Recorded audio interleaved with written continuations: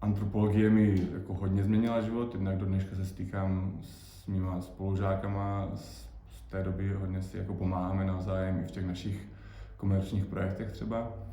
A vůbec ten způsob přemýšlení a dívání se na svět, jakoby dívání se a promýšlení toho, co je jako opravdu za těma věcmi, mě přišlo hrozně důležité. Jakoby trošku se na to dívat i z jiného pohledu a být schopný pružně reagovat. A ještě teda, co mě přišlo hodně zásadní, tak učit se jazyky a umět komunikovat jako v jiných jazycích, protože díky tomu si člověk taky trochu rozšíří ten obzor. Pro mě antropologie nebo sociologie představují takový jako vlastně způsob přemýšlení, takže nějak to neodděluju od svého zaměstnání nebo od zbytku života. Je to prostě něco, co já využívám pořád, přemýšlím o těch věcech, snažím se vidět v nějakých širších souvislostech z různých úhlů pohledu, mít tu sociologickou imaginaci a vlastně díky tomu vidět ty věci trošku jinak, než se můžou jevit. Takže pro mě sociologie i antropologie je nějaký vlastně způsob toho, jak o věcech přemýšlet, ať už je to v práci nebo v osobním životě. Antropologie pro mě byla cesta k lidem, kteří přemýšlí o světě podobně jako já, kteří jsou v tom přemýšlení podobně jiní. A zároveň je to samozřejmě cesta k lidem, kteří přemýšlejí o světě a žijí ve světě úplně jinak. Což znamená, že mi antropologie prohloubila schopnosti porozumění lidem a otevřenosti k jinakosti v různých jejich podobách a kontextech, což pořád doufám je cesta k lepším světům a spravedlivějším světům. Jak mi sociální antropologie změnila život?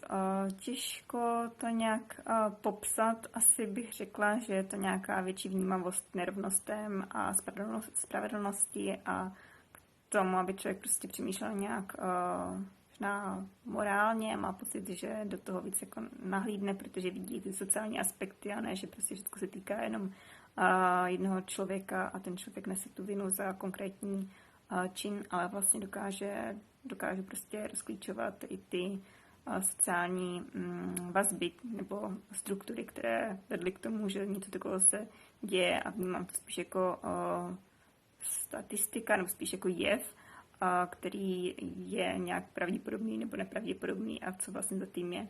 Takže možná taková jako hloubka do přemýšlení toho nebo analýzy toho, co se kolem vás děje a ty názory se potom taky tvoří, že jo, a je to všechno takové kritické a tak. Jak mi změnila antropologie život? No, řekl bych, že asi dost podstatně. Řekl bych, že asi téměř každý moment života je vlastně tady tímhle studiem ovlivněný a že to je nějaká vlastně nejenom analytická mřížka, ale vlastně i nějaký jako pohled na svět, který mám vlastně neustále při sobě, zvláště kvůli tomu, že jestliže hlavní metoda antropologie je pořád nějaké etnografické bádání, to znamená pohyb v terénu, to znamená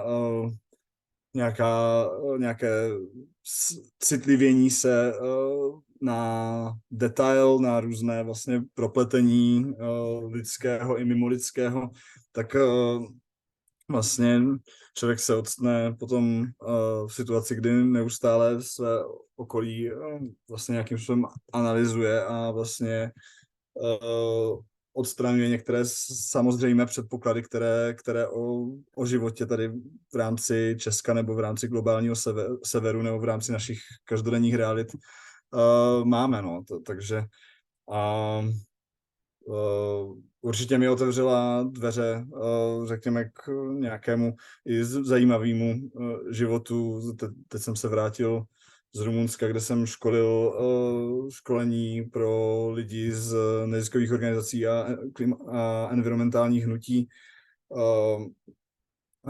Minulý týden jsem dělal nějaký rešerš, hodně jsem četl, před minulý týden jsem byl na konferenci, takže mám pocit, že mi vlastně to, čemu se antropologie věnuje, to znamená nějakému zaměření se na jinakost, na různé kultury, na to zmíněné znesamozřejmování každodennosti, takže v tom pohybu nějakým prostorem nebo životem, tak mám pocit, že to uplatňuji téměř vlastně neustále.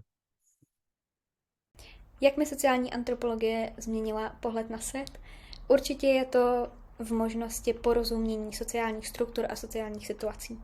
A to ať už v akademii, to znamená v momentě, kdy chci publikovat výzkum, za kým potřebuju jít, kdo má tu moc, kdo je gatekeeper, jehož jméno potřebuju na svůj paper.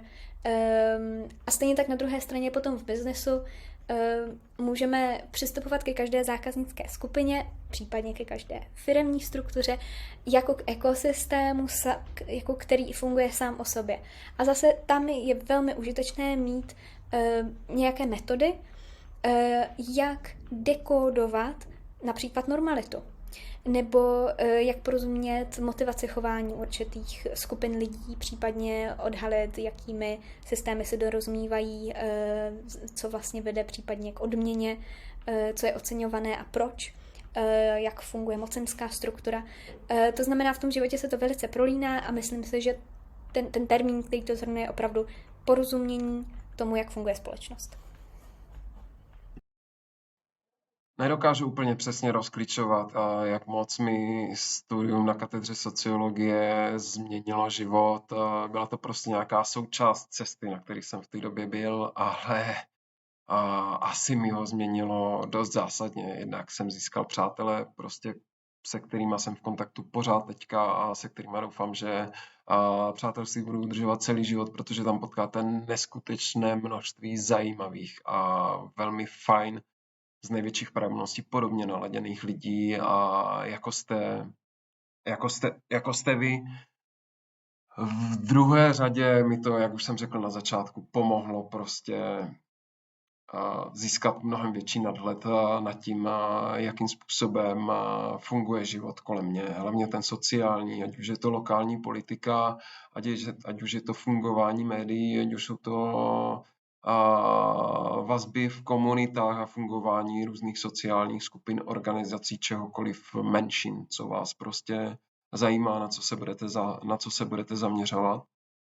A ve třetím případě, který s tím vlastně zase souvisí, je to, možná vám to dá odpověď na otázky, proč je lepší jít nakoupit do menšího pekařství na rohu, než do supermarketu, který máte 200 metrů od domu, a nebo na palčivou otázku toho, co všechno způsobíte tím, když poledíte někam daleko na dovolenou, a nebo jestli má smysl po skončení studia se vrátit do regionu, ze kterého pocházíte, který je možná někde na periferii, na okraji republiky, ale dělat sociální změny v Brně, to je dost snadný.